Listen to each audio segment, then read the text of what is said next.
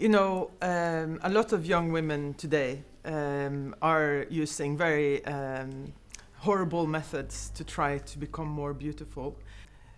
And I thought it was quite striking when I found this image in the Brothers Grimm's version of the stepsister cutting off the toes to try to fit the shoe. I thought that was a perfect metaphor for what so many young women are doing to themselves today.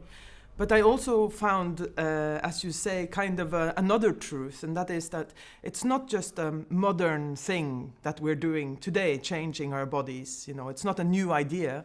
It's actually something that women have been doing to themselves for a long, long time, and it's actually part of a very misogynistic culture of treating women as objects for male desire. And it was quite shocking to me how we are still, doing this to ourselves, or although we are emancipated now, although we can own ourselves, we're still, treating ourselves as objects.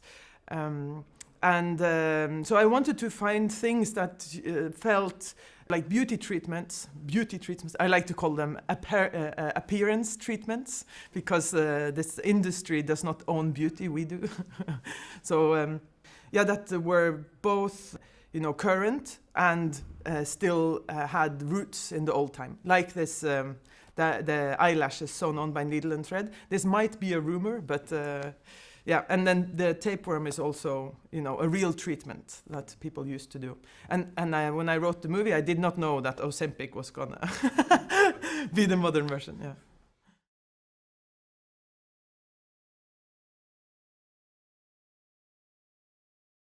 It's trying to redefine beauty, and it's trying to make the audience question society in terms of beauty standards and how we navigate through the horrible projections of beauty on us, And I would choose Elvira all the way, and also maybe Alma, because she's very.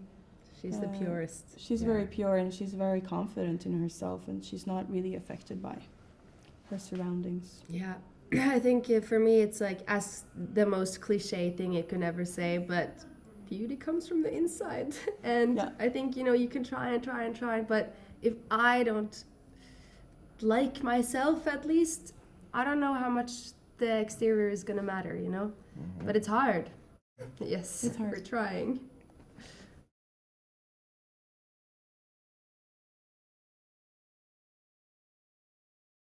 It was very important for me to say that I've found a kind of an ugly truth within a very beautiful feminine fairy tale that we serve our kids every day, and we are not critical of what we're actually giving our kids, and therefore I really wanted to bring like a real version. And also, as it's a body horror, I wanted the bodies to feel real and not like plasticky and fake, like in Disney, because it's so perfect. So I was very inspired by Eastern European fairy tale cinema from the 70s, where the bodies are real and the nature is real, but the costumes are really costumey and the effects are really affecting, and maybe even give people the feeling that my version is what really happened, So this was really my intention, yeah.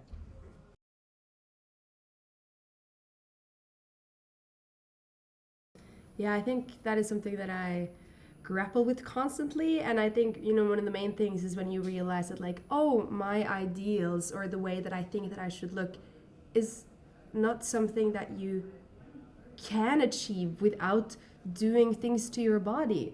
When you realize that, you're like, oh, the thing that I'm like comparing myself to isn't real.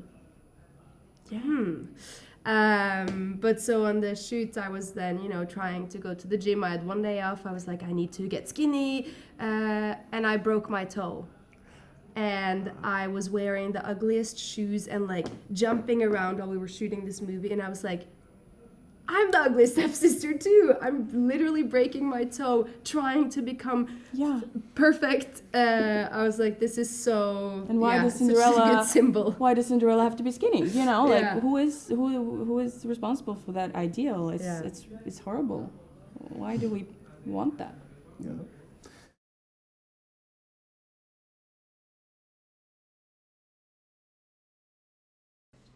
Ooh, that's a hard one. It's absolutely partly body horror, and I knew it would be from the very start. I got the idea because of the chopping of the toes, and then I knew that if I was going to, appeal to the body horror audience, I needed to sprinkle some more.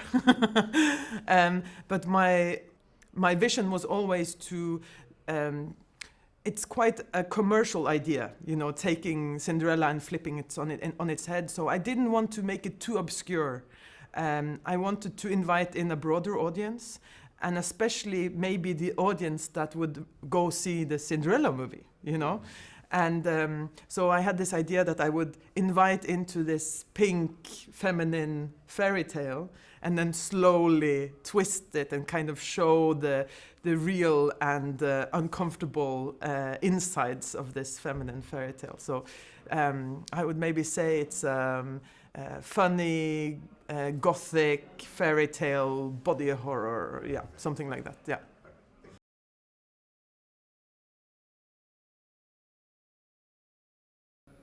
Yeah.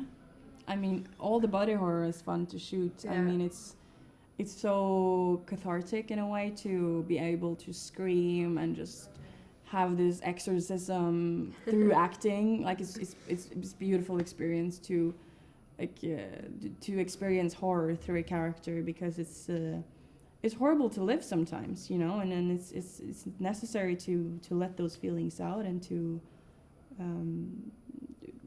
to release pain in a way. Mm. Yeah.